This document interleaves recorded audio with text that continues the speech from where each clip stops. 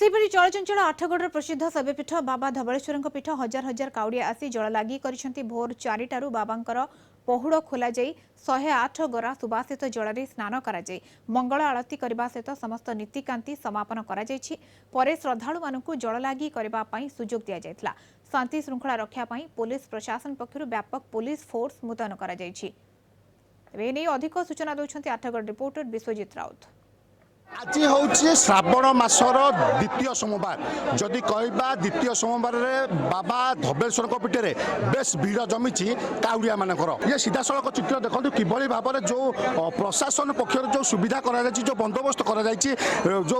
अच्छा काउड़ी भक्त मैंने कि भाव में धाड़ी दर्शन कर प्रथम आग कथा बाबा धवलेश्वर जो अच्छा पूजक सहित प्रथम कथा कौन रही आज रीतिनीति कि भाव में आज ठाकुर पूजा अर्चना कर आज हूँ श्रावण मास द्वितीय सोमवार निश्चिंत कह गले बाबा धवलेश्वर पीठ चलचंचल होती कहीं काउड़िया भक्त मैंने वर्ष तो मैंने गोटे दिन को अपेक्षा करता श्रावण मास केवे आसब निज हस्तरे बाबा को जल अर्पण करूँ निश्चित सौभाग्यर कथा आज बाबांकर रात्र 1 घटिका समय पहड़ खोल होता पहड़ पर बाबांकर 108 गरारे बाबांकर स्नानादि कार्यक्रम अगुरु चंदन तापर बाबांकर बाल्य भोग पर भक्त मान दर्शन निमंते भीतर को प्रवेश कला तापर बाबांकर से जो बड़ वेश बड़ सिंहार वेश समग्र ओडिशावासी को बाबा धवलेश्वर आज सोमवार बड़ सिंहार वेश दर्शन दौरान मध्याह्न बाबांकर संकुड़ी भोगी लगी कर पुनः संध्यार बाबांकर संध्या आलती ये जो श्रद्धालु भक्त मैंने निश्चिंत पूजक समिति तरफ प्रशासन तरफ शांति श्रृंखला सहित दर्शन करते बाबा धवलेश्वर डाकिले ओ कला ठाकुर कला बलदर धड़ा हो नामकरण बाबा धवलेश्वर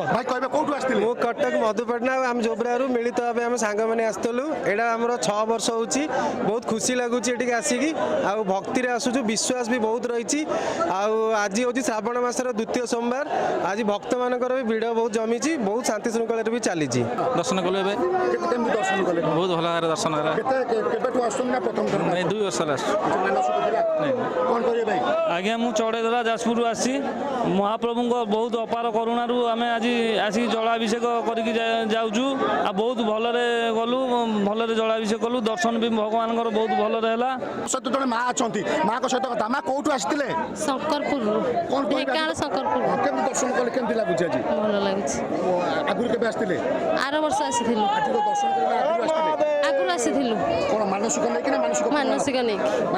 जहाँ भी आशा होची पूर्ण होई बाबा का दर्शन कले बहुत भल लगे बाबा धवलेश्वर जो आशीर्वाद धवलेश्वर जो रही महिमा ताकू नहीं आज भक्त मैंने छुट्टी आसती बाबा धवलेश्वर पीठ को आठगढ़ धवलेश्वर पीठरू विश्वजित राउत कलिंग टीवी।